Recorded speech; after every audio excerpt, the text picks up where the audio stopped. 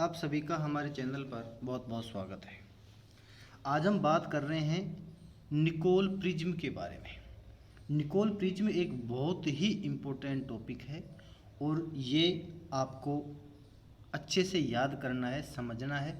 Exam में इस topic के पूछे जाने की अच्छी संभावना है या ज़्यादा संभावना है। क्लियर? तो देखिएगा आप, सबसे पहली बात जो इसमें तैयार होती है वो है निकोल प्रिज्म द्वि अपवर्तन के सिद्धांत पर कार्य करता है।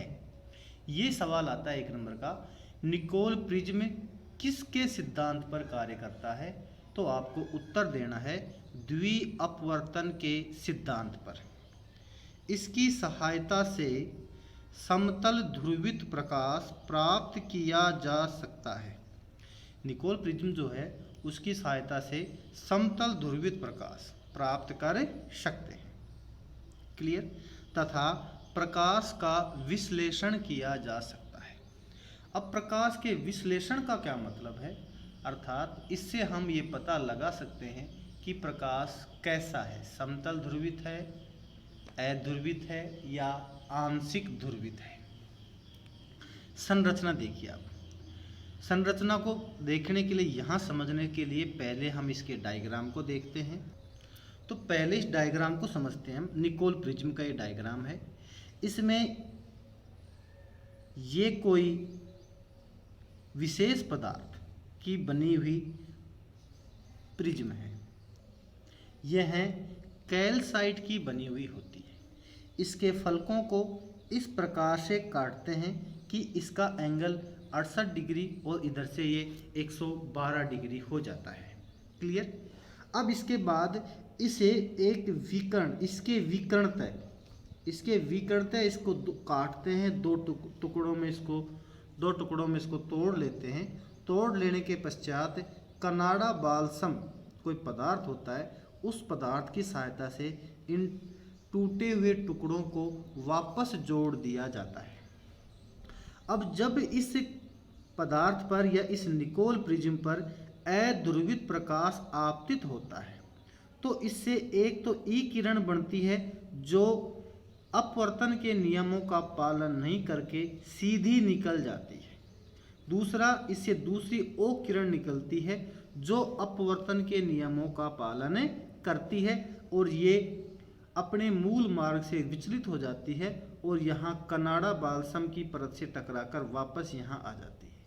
इसके इस जगह पर और ऊपर इस जगह पर काला पेंट किया हुआ रहता है ताकि इधर से कोई प्रकाश की किरणें बाहर नहीं निकल सके। तो कुल मिला के बात यह है कि ये जो ओ किरण है वो ओ किरण इस निकोल प्रिज्म के अंदर ही रह जाती है और ई किरण इसके बाहर निकल जाती है जो समतल ध्रुवित प्रकाश की किरण होती है। इस प्रकार निकोल प्रिज्म की सहायता से समतल ध्रुवित प्रकाश प्राप्त किया जाता है। अब जो हमने पढ़ा है उसको लिखते हैं। देखो, संरचना में निकोल प्रिज्म बनाने के लिए कैल्साइट क्रिस्टल का ऐसा टुकड़ा लेते हैं जिसकी लंबाई चौड़ाई का 3 गुना होती है या हो 3 गुना हो। इसका मतलब ये हो गया कि अगर 10 सेंटीमीटर उसकी चौड़ाई है तो लंबाई उसकी 30 सेंटीमीटर होनी चाहिए। इस क्रिस्टल के फलकों को इतना घिसते हैं कि क्रिस्टल के मुख्य काट कोण 71 डिग्री तथा 109 डिग्री से घिसकर 68 डिग्री तथा 112 डिग्री हो जाए। क्लियर? आगे देखो, अब इस क्रिस्टल को विकर्णतः काटते हैं फिर उसे पारदर्शी सीमेंट कनाडा बाल्सम से जोड़ दिया जाता है।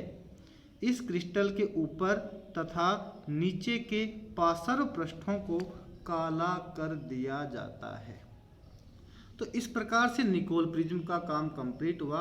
अगला टॉपिक है वो है द्विवर्णता द्वारा ध्रुवण। ये देखिए आप कि जब अध्रुवित प्रकाश को टूरमेलीन के क्रिस्टल पर आपतित कराते हैं, कोई अध्रुवित प्रकाश है उसको टूरमेलीन के क्रिस्टल पर आपतित कराते हैं तो अपवर्तित प्रकाश किरण 2 भागों में बट जाती है। जब हम ऐसा करते हैं तो अपवर्तित जो प्रकाश किरण है वो दो भागों में बढ़ जाती। मतलब जब अध्रुवित प्रकाश को टूरमेलीन के क्रिस्टल पर डालते हैं तो अपवर्तित प्रकाश किरण दो भागों में बट जाती है। क्रिस्टल द्वारा एक भाग को अवशोषित कर लिया जाता है तथा दूसरी किरण क्रिस्टल से बाहर निकल जाती है। इस क्रिया को द्विवर्णता कहते हैं। पोलेराइड इसी सिद्धांत पर कार्य करता है। मतलब टूरमेलीन का क्रिस्टल लेते हैं, उस पर अध्रुवित प्रकाश डालते हैं तो उसमें दो अपवर्तित प्रकाश की किरणें प्राप्त होती हैं। एक किरण को वो अवशोषित कर लेता है, दूसरी किरण बाहर निकल जाती है जो समतल ध्रुवित होती है।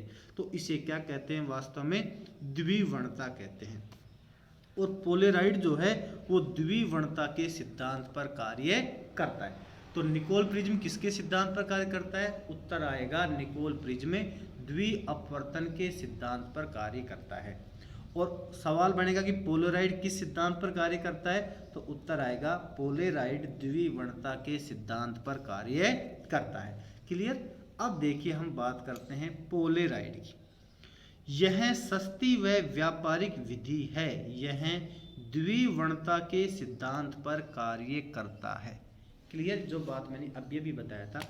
मैं आपसे पूछूं कि क्या आपने कभी पोलेराइड देखा है? तो आप कहोगे नहीं, लेकिन आपने पोलेराइड देखा है। जो धूप के जो चश्मे होते हैं वो पोलेराइड के ही बने होते हैं। क्लियर? या हवाई जहाज की जो खिड़कियां होती हैं उनमें जो शीशे लगे होते हैं वो भी पोलेराइड के ही बने होते हैं। तो देखो आप, पोलेराइड बनाने के लिए आयोडोसल्फेट के क्रिस्टलों को बारीक पीसा जाता है। इसे नाइट्रोसेल्यूलोज नामक पदार्थ की पतली फिल्म पर इस प्रकार फैलाए जाते हैं कि इनके प्रकाशीय अक्ष समांतर रहें। इस व्यवस्था को कांच के दो टुकड़ों के मध्य व्यवस्थित कर दिया जाता है और इसे क्या कहते हैं?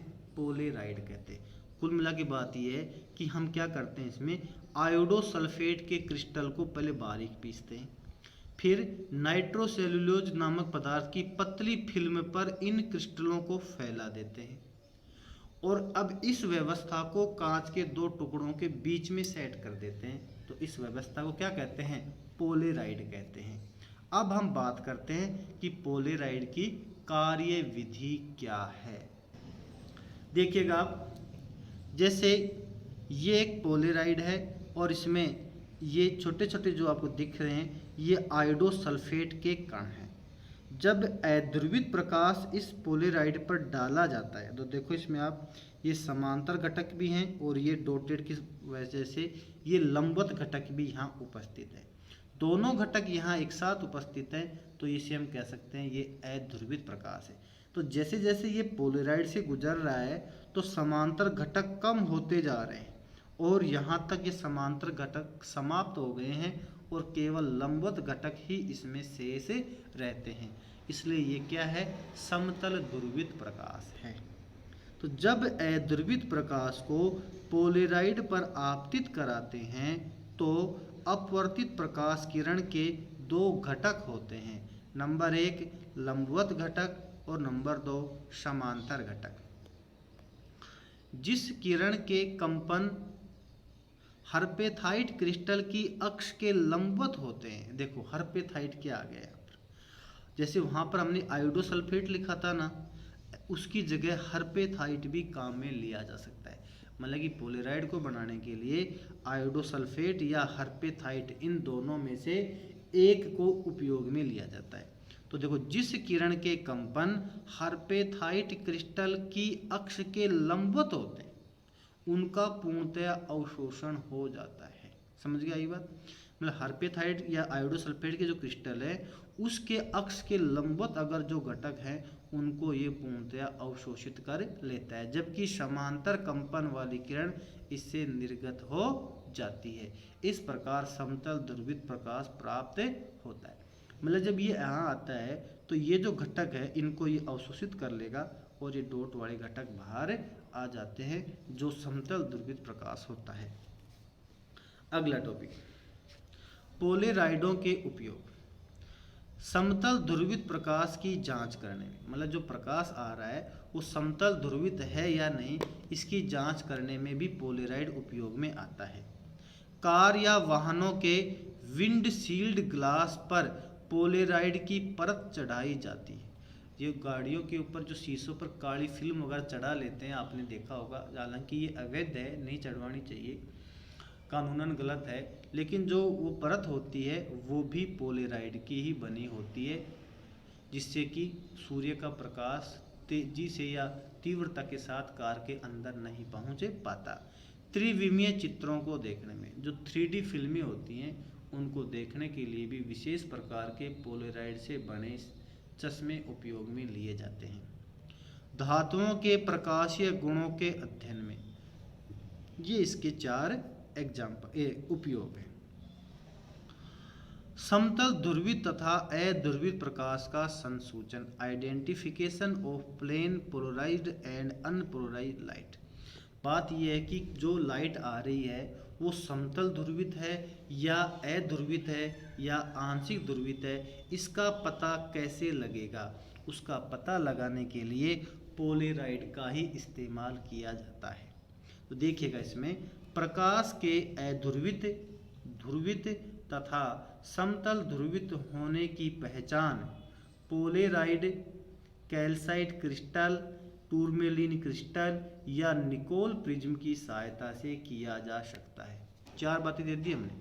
पोलेराइड भी इस्तेमाल कर सकते हैं, टूरमेलिन के क्रिस्टल को भी इस्तेमाल कर सकते हैं, कैल्साइट के क्रिस्टल को भी इस्तेमाल कर सकते हैं, निकोल प्रिज्म को भी इस्तेमाल कर सकते हैं। तो इनके उपयोग से हम ये पता लगा सकते हैं कि कोई प्रकाश की किरण जो है वो समतल ध्रुवित है, अध्रुवित है या आंशिक ध्रुवित है। तो सबसे पहला टॉपिक है वो है अध्रुवित प्रकाश, अर्थात हम इसके अंतर्गत अध्रुवित प्रकाश का पता लगाएंगे कि जो अध्रुवित प्रकाश है वो उसका पता वो कैसा बिहेव करता है, जिससे ये स्पष्ट हो सके कि वो अध्रुवित प्रकाश है।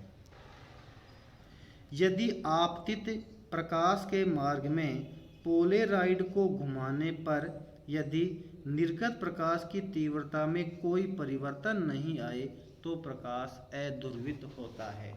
इसका मतलब है कि कोई प्रकाश आपके पास आ रहा है और आप उसके सामने पोलेराइड को रखकर घुमा रहे हो, और पोलेराइड को घुमाने पर यदि आने वाले प्रकाश की तीव्रता में कोई परिवर्तन नहीं लगता है, उतना ही प्रकाश आता रहता है, तो ये स्पष्ट है कि जो प्रकाश आ रहा है वो अध्रुवित प्रकाश है।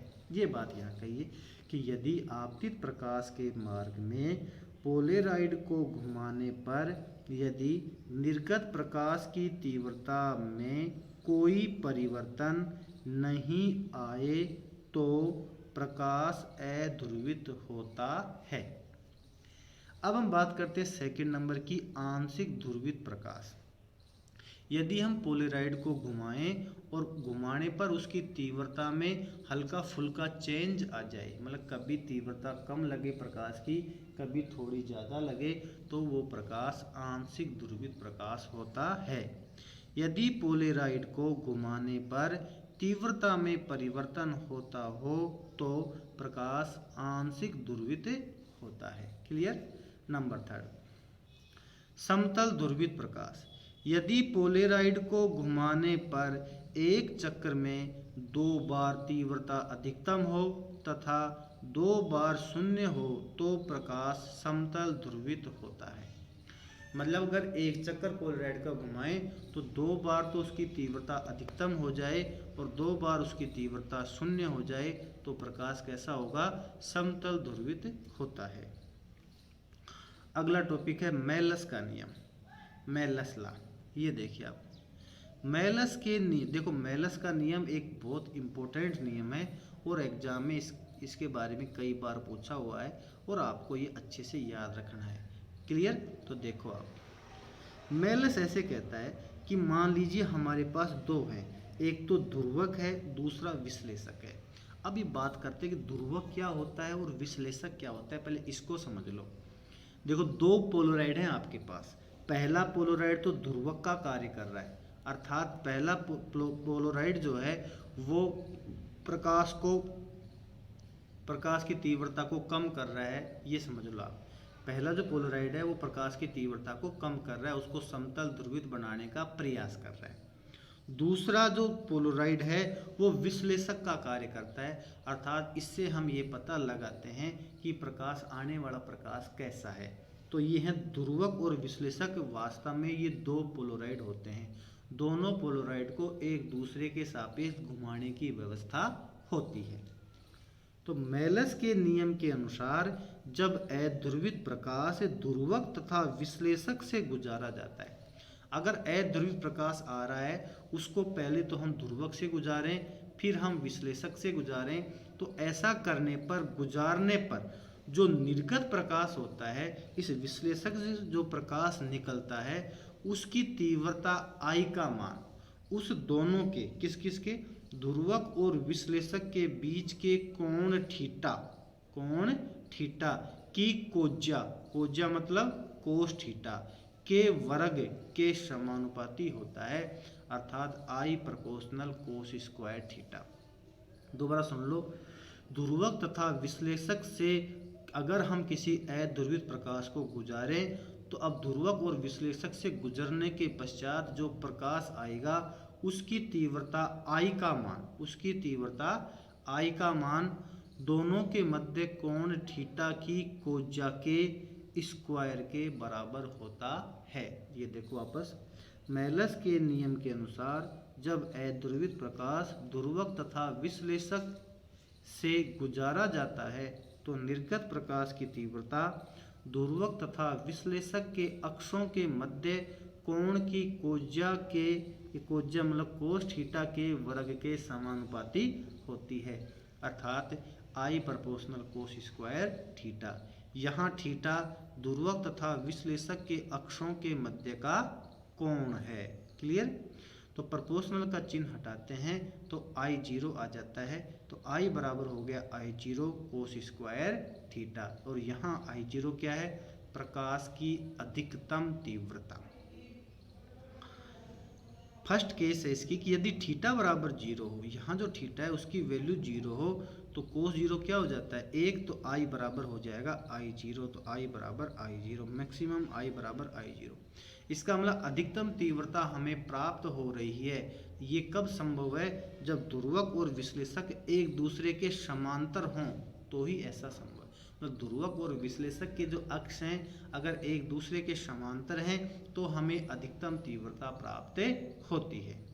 सेकंड केस है कि यदि थीटा बराबर 90 डिग्री हो तो कोस 90 क्या हो जाता है? 0, तो I बराबर हो गया 0। ये मिनिमम I है, जिसको क्रोसित व्यवस्था कहा है या लंबवत व्यवस्था कह सकते हैं हम इसको, कि जब ध्रुवक और विश्लेषक के जो अक्ष हैं वो एक दूसरे के लंबवत हों, उस पोजीशन में जो प्रकाश जो है वो कोई प्रकाश बाहर नहीं निकलेगा और कोई तीव्रता या कोई प्रकाश नहीं आएगा जिससे उसकी तीव्रता क्या रहेगी? 0 रहेगी। तो इस पोजीशन में तो I की वैल्यू मैक्सिमम है और इस पोजीशन में I की वैल्यू मिनिमम है। इस प्रकार ये चैप्टर नंबर 12 की थ्योरी कंप्लीट होती है। अब हम इसके अति लघुत्रात्मक क्वेश्चंस और इसके न्यूमेरिकल और बोर्ड के आए हुए क्वेश्चंस पढ़ेंगे, वो भी आगे आने वाले वीडियो में। आपको किसी प्रकार की कोई समस्या है तो कमेंट सेक्शन में जाकर मुझसे पूछ सकते हैं। इसके अलावा डिस्क्रिप्शन में आपको लिंक मिलेगा व्हाट्सएप का, व्हाट्सएप ग्रुप मैंने बना रखा है, वहाँ जाकर आप उसमें ऐड हो सकते हो। धन्यवाद।